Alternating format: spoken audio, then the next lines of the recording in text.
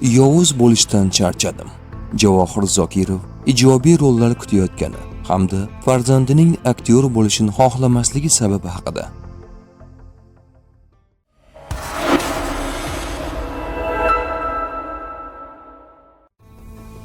Ota-onam mendan voz kechdimi?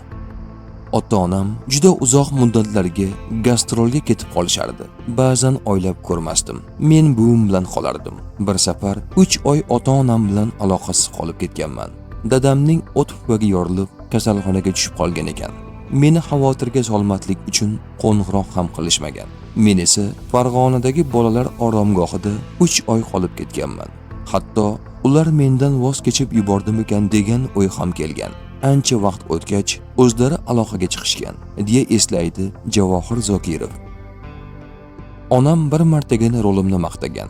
Dadam rahmatli meni tanqid qilmagan. Hatto ayrim rollarimni ko'rmagan ham. O'zimga faqat syomka jarayoni qiziq. Film chiqqach esa qizig'i qolmaydi. Ko'pincha o'zim ham rol ijro etgan filmlarimni ko'rmaganman. Odam tanqidni to'g'ri qabul qilish kerak. Lekin ayolimning ta'kidlashicha, men tanqidni juda yomon qabul qilar ekanman. Sotqin filmi premyerasidan keyin onam kelib, "Bolam juda zo'r chiqibdi. Menga yoqdi" degan. Bir martagina shu filmimni maqtagan, deydi aktyor. O'g'lim Rossiya serialida suratga tushdi. Umr yo'ldoshim qiziq gap aytgan. Siz aktyorlikni yalqovligingiz uchun tanlagansiz degan. Chunki suratga olish ishlari odatda ertalab bo'lmaydi. Istagancha uxlayman.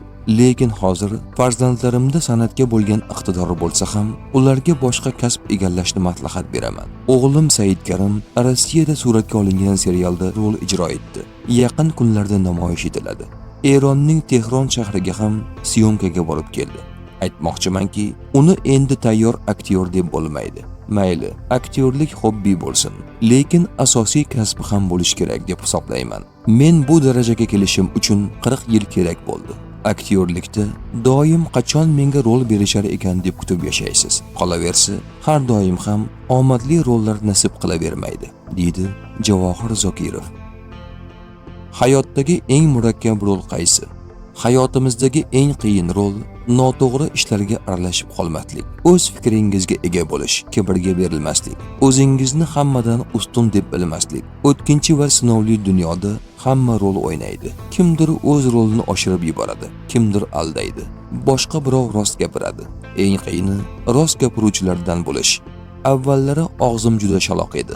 Hozir shu illatimni ham yo'qotyapman, deydi Javohir Zokirov. Ssenariylarni sun'iy intellekt yozib beryapti.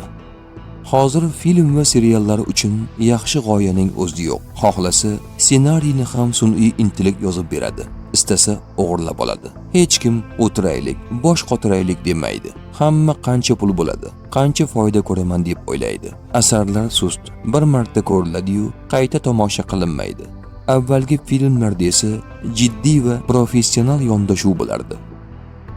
Xalq orasida Javohir Zokirov ko'proq yovuz, odamlarni qaqshatadigan rollarni ijro etgani uchun hayotda ham shunday emasmikan degan fikrlar uchraydi. Aktyorning o'zi esa salbiy rollardan charchagani haqida shunday deydi. Eng yomon 3 illat: munofiqlik, yolg'onchilik hamda vafosizlik. Rostini aytsam, salbiy qahramonlarni o'ynayverib ham charchadim. Ey Xudo, menga yaxshi odamning rolini ber deb so'ragan edim. Yaqinda Turkiyada syomka qilib, dublyaj ham qilib keldik. Yomonlarni o'ynayveraman desangiz, shunday rollar kelaverar ekan.